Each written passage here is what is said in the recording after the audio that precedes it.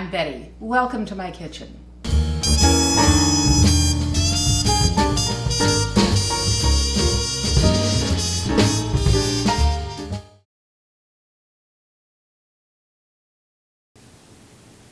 Here's a step-by-step video on how to make pizza dough, taken from the video I made using my new Breville pizza oven.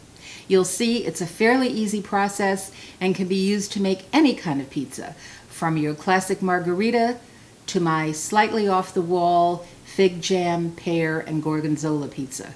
Give it a shot. So like any bread product, the ingredients for pizza dough are very simple. I have in my bowl 4 cups of flour.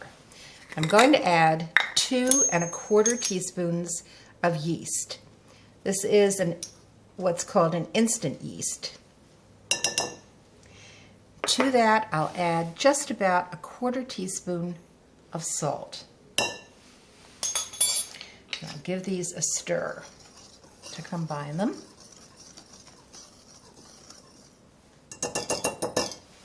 And next I'm going to add 2 1/2 cups of warm water. You want your water between 105 and 110 degrees. You don't want it much hotter than that because water that's too hot will kill your yeast. Too cold, and of course the yeast is going to take longer to rise. I'm just going to stir this to get it well combined in the bowl.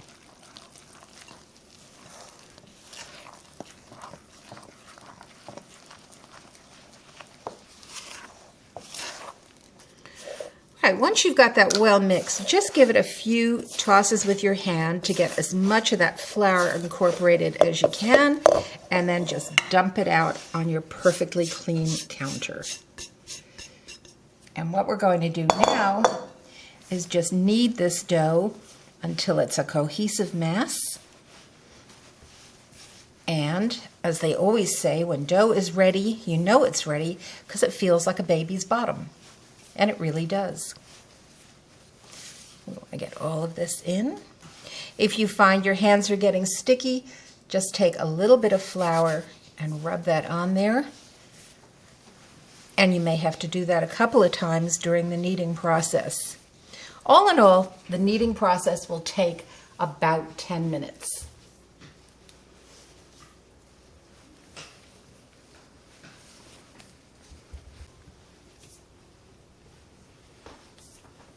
You can see this is a fairly firm dough.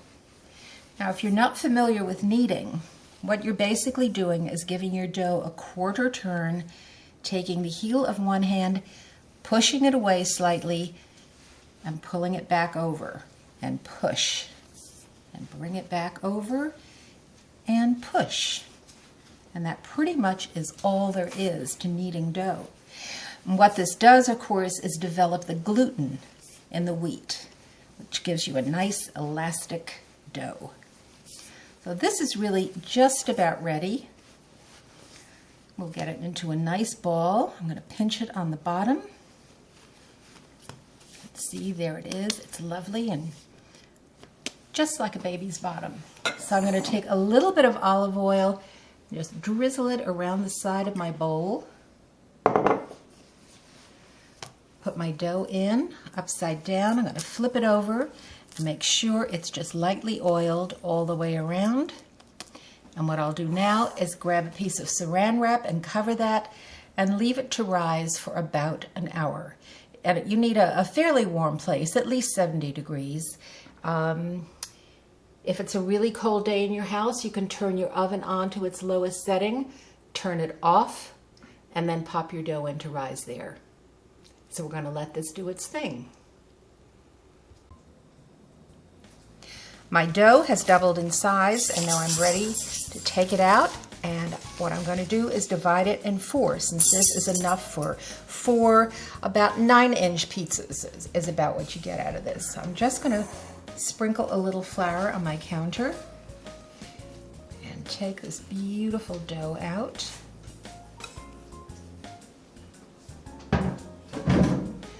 Just going to knock it down gently, form it into a roll, and I'm just going to divide it, as I said, in 4. about like so. Now I have ready little parchment squares, and all I'm going to do is sprinkle a little flour on there. And I'm going to form these into a ball of dough.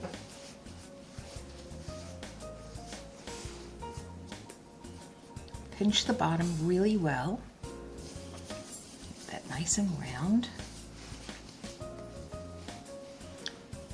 And put that on the parchment. Now what's going to happen now is I'm going to cover these with a clean kitchen towel and let them rest for about 15 to 20 minutes so that the dough will relax and be nice and easy to roll out. And if you don't use all of the dough at one time, it can be frozen very successfully. I hope this is something you'll try and enjoy.